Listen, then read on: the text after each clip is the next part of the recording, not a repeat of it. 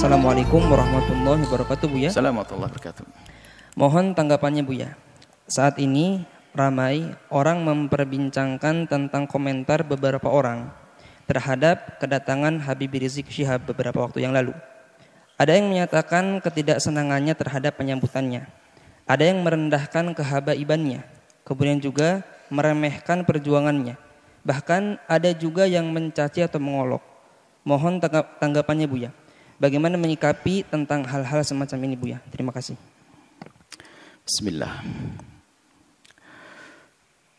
Kami akan menjawab. Pertama, kami bukan orang FPI. Harus tahu itu. Saya bukan anggota FPI. Kemudian setelah itu, yuk kita pandang segala permasalahan dengan akal yang jernih dan hati yang tenang. Pertama adalah kedatangan Habib Rizik disambut oleh orang sebanyak itu kemauan umat, bukan rekayasa, bukan dibayar mereka. Ayo, Anda posisi seperti saya, adil, Anda tidak di FPI dan tidak jadi musuh FPI.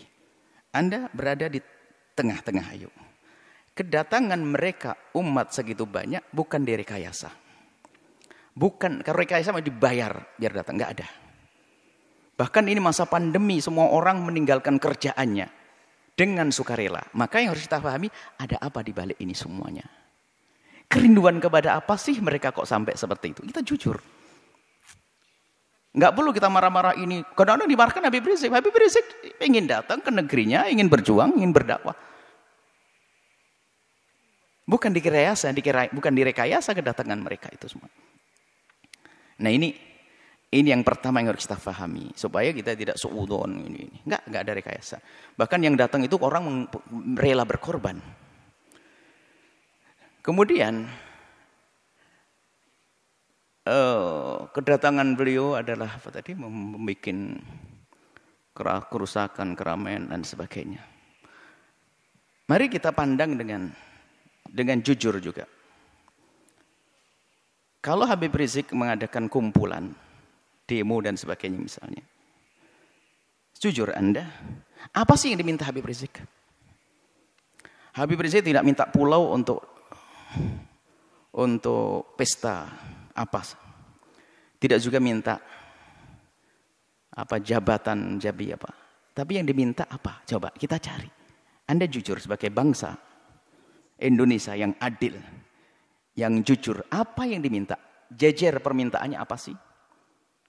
Dulu permintaannya adalah bagaimana ada orang yang mengucapkan kalimat yang merendahkan umat Islam dengan merendahkan Al-Quran, ayo diadili. Apakah permintaan semacam ini salah? Coba dilihat dulu apa sih permintaan Habib Rizik? Ini harus jujur Anda melihat Habib Rizik kalau kumpul-kumpul minta apa? Yang diminta apakah Habib Rizik ingin pemerintah memfasilitasi, Habib Rizik ingin membangun tempat minuman keras paling besar sejagat raya? Enggak juga. Kalau Habib Rizik minta begitu, kita berontak semuanya. Yang diminta apa? Coba kita jujur. Yang diminta baik atau jelek? Kalau yang diminta baik, kenapa kita bingung yang diminta baik kok?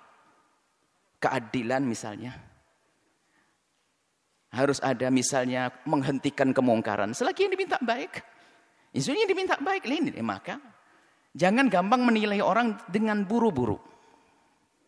Sekarang jujur minta apa? Anda bisa melihat di media. Atau Anda datang kepada Habib Rizik minta apa? Kan begitu. Yang diminta apa? Yang diminta adalah yuk kita menegakkan. Habib Rizik misalnya FPI di beberapa tempat minta agar kemungkaran di sini dihentikan. Loh, kemungkaran dihentikan apakah permintaan yang salah? Karena kemungkaran itu akan merusak orang lain. Coba yang diminta apa? Ini jujur dulu. Kalau yang diminta adalah menghentikan sesuatu yang membahayakan umat.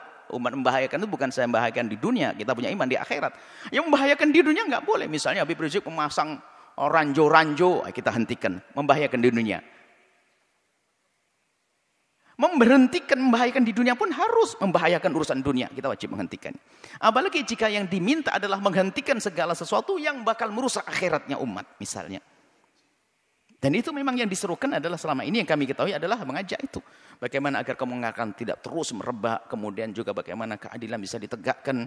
Di saat menuntut keadilan bukan berarti orang-orang yang lagi berkuasa 100% tidak adil. Ada beberapa tempat yang kurang serasi atau perlu disesuaikan agar terjadi keadilan. Jadi minta keadilan itu wajar, sah. Keadilan berlaku untuk siapa? Untuk semua umat, untuk bangsa ini. Bukan keadilan untuk Habib Rizik dan FPI-nya, bukan. Keadilan untuk semuanya. Coba yang diminta apa? Lah ini maksud kami adalah jangan buru-buru menilai. Yang diminta apa? Bukan minta bantuan untuk membangun pesantrennya di mana, bukan untuk kepentingan ormasnya, bukan. Akan tapi selama ini disuarakan adalah seputar itu. Bagaimana menghentikan kemungkaran, bagaimana menghadirkan keadilan, kemudian bagaimana membatasi sepak terjang orang yang tidak banyak manfaatnya untuk negeri ini misalnya dengan suara-suara seperti itu, bagaimana menghentikan kebobrokan moral. Ini kan permintaan yang baik semuanya. Kalau seandainya yang menyuarakan selain Habib Rizik bagaimana? Kalau Anda mau, kenapa di saat disuarakan Habib Rizik tidak mau? Jujur ini. Ini harus perlu kejujuran ini. Kita menilai dari luar seperti ini. Selagi keinginannya baik, maka adalah permintaan itu yang harus kita jadikan sandaran kita untuk menilai. Kemudian selanjutnya kepada Bapak Presiden atau siapapun yang akan menjadi presiden. Ini adalah risalah cinta kami kepada Pak Presiden.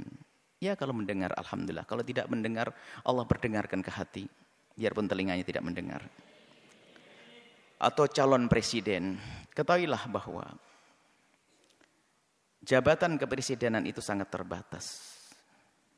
Apa artinya 1 kali naik, 2 kali naik, ujung-ujungnya adalah kesengsaraan yang panjang di akhirat nanti.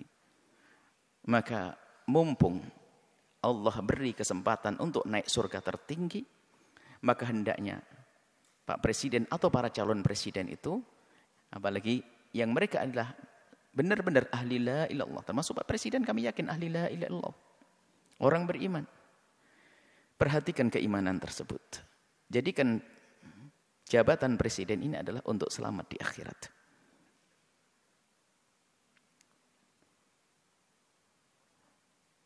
Maka selama ini panjatan doa semoga orang-orang seperti Habib Rizik dijaga dan bisa istiqomah. Dan doa kita kepada Pak Presiden semoga juga Allah memberikan bimbingan agar bisa menjadi baik semuanya. Tidak perlu kita memusuhi, akan tapi kita perlu bagaimana menghantarkan kebenaran. Kita tidak punya permusuhan dengan Bapak Presiden. Akan tapi kami punya cinta karena kami tahu beliaunya adalah ahli la ilaha illallah. Kami ingin bahasanya kelak juga selamat di akhirat. Maka mohon, atau calon-calon presiden yang akan datang. Ingat, jadi presiden adalah berbatas waktunya. Tapi akhirat adalah selamanya dan tidak berbatas. Maka jangan sampai di saat menjabat kepresidenan ini adalah ditipu oleh orang-orang yang ada di kiri kanan kita misalnya. Yang punya kepentingan syahwatnya, urusan dunianya, tidak ada hubungannya dengan imam. Sehingga kita akan kebawa ke sana. Maka pandanglah dengan adil. Orang yang bakal mengganggu akhirat Anda pinggirkan. Anda bisa melihat pasti.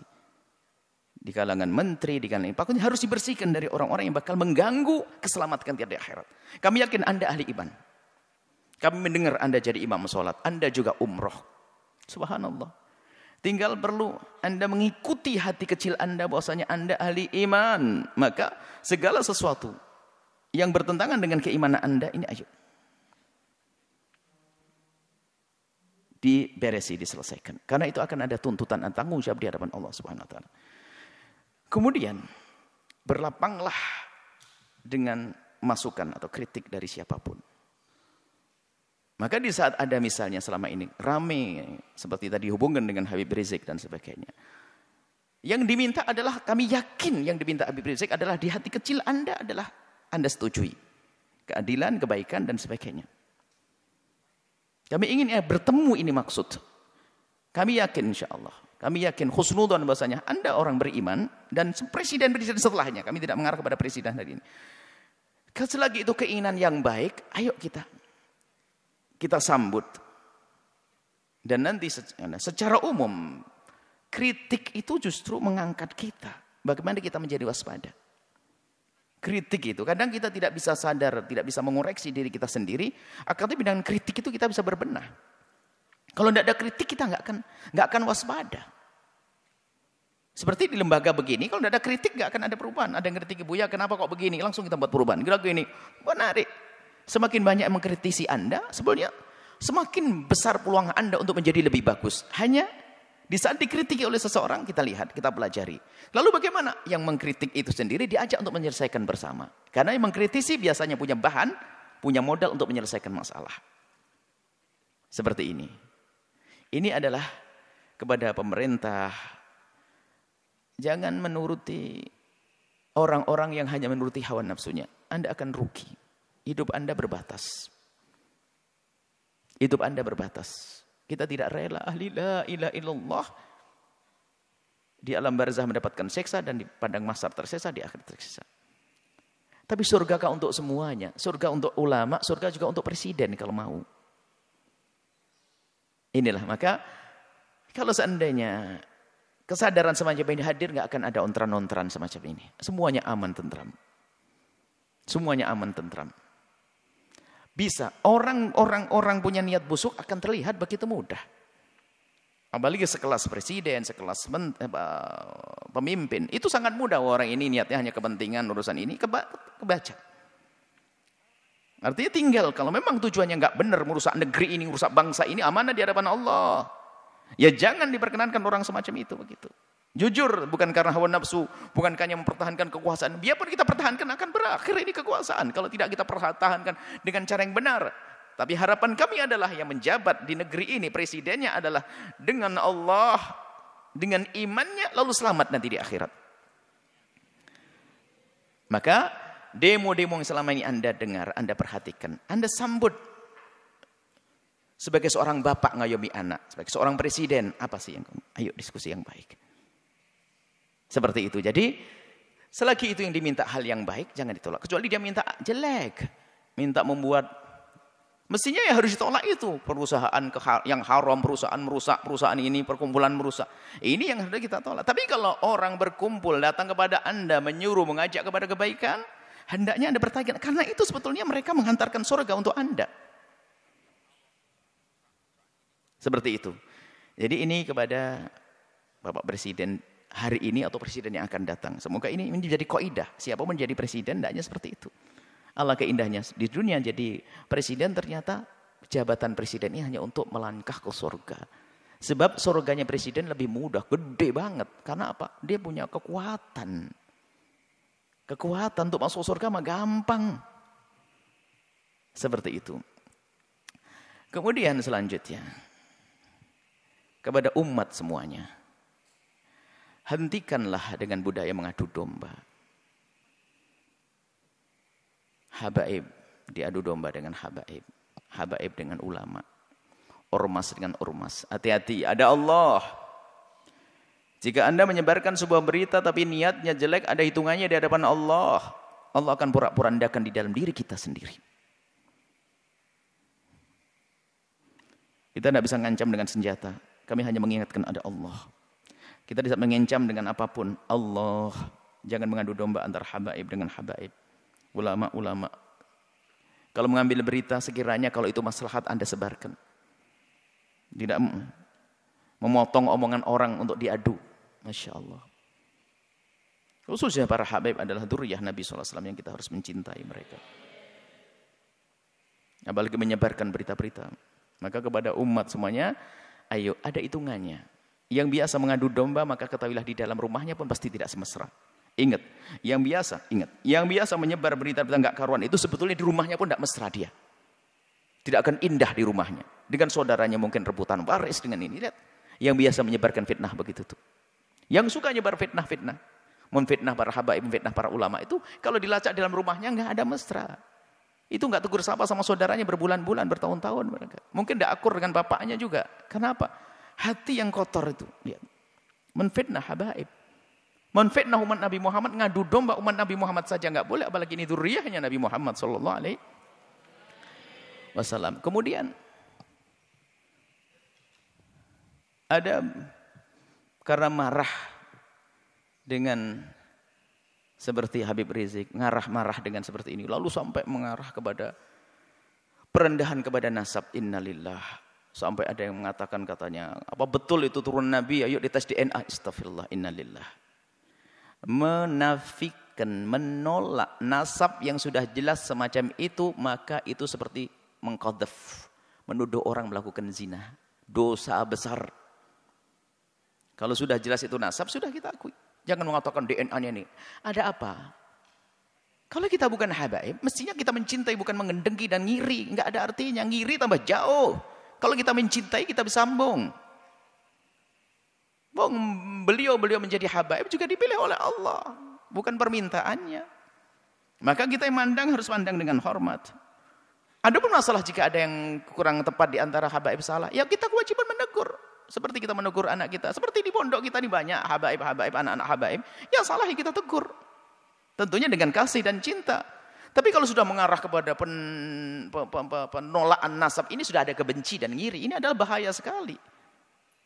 Hati-hati ini. Kemudian juga kepada pengikut-pengikut FPI. Jangan sampai Anda menodai Habib Rizik.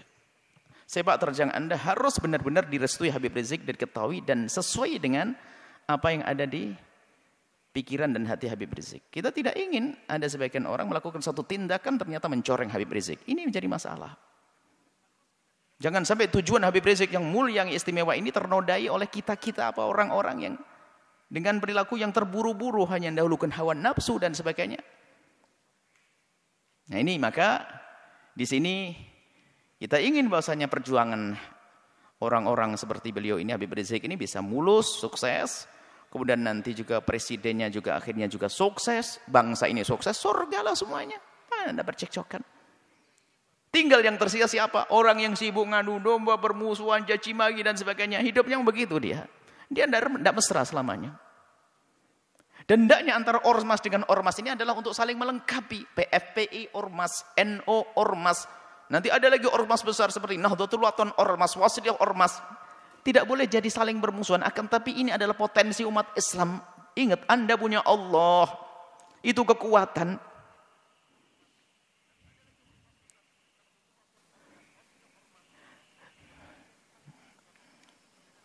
Semoga Allah menjadikan kita juru damai di negeri ini. Yang berjuang semoga diberi keikhlasan. Yang punya kebencian dengan pejuang-pejuang semoga diberi kesadaran dan diampuni oleh Allah. Pejabat-pejabat semoga dimulai dari presiden sampai bawah semoga Allah berikan hidayah, bimbingan sehingga semuanya kita ini selamat. Tidak boleh kita mengharapkan orang celaka masuk neraka, enggak. Kita harus merindukan mereka. Nah, kalau semuanya atas dasar ini semuanya, kesadaran rindu kepada Allah, menganggap kebenaran sebagai kebenaran, maka semuanya akan beres. Yang menjadi masalah adalah kita dikuasai hawa nafsu. Kita tahu itu kebenaran hanya karena bertentangan dengan kepentingan pribadi saya, maka saya tolak. Enggak. Muncul kebencian-kebencian dengan para ulama, kebencian kepada para habaib, na'udzubillah.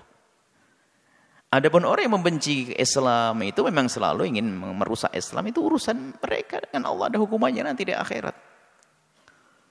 Jadi maksud kami mulai dari perbincangan tentang Habib Rizik sampai terakhir pengikut Habib Rizik dan juga di dalamnya ada presiden, di dalamnya ada orang yang mempertanyakan nasab. Ayo, yang salah dalam rentetan cerita ini, ayo kita sadar diri. Kita ingin tentram damai. Tentram damai, jangan ada permusuhan, ya. Kita dengar kalau itu kebenaran sebagai kebenaran. Jangan sampai kita ini adalah mendahulukan hawa nafsu kita. Ingat nasihat mulia dari guru mulia. Kalau ingin berbicara, kalau ingin melangkah, kalau ingin berfatwa, kalau ingin mengeluarkan sebuah statement atau apapun, ukhruj min hadzi nafsik. Keluarkan dari kepentingan hawa nafsumu. Hawa nafsu jabatan, hawa nafsu tahta, hawa nafsu. Kalau kita bebaskan itu, maka kita bisa ngomong jujur dan adil nanti insyaallah. Dan tentunya setelah itu minta bimbingan kepada Allah Subhanahu wa taala dan kepada semuanya.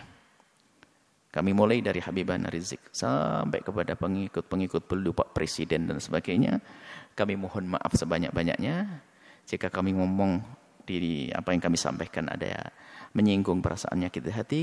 Ketahuilah bahwasanya nuhibbukum jami'an, kami mencintai semuanya. Harapan kami adalah setiap kami bertemu dengan semuanya ini adalah semuanya saling senyum, saling pandang dengan penuh kasih sebagai muqaddimah pandangan kelak di surga bersama Nabi Muhammad SAW. Tegakkan kebenaran, keadilan, hentikan kemungkaran. Yuk kita menuju Allah Subhanahu wa taala. Wallahu a'lam bissawab.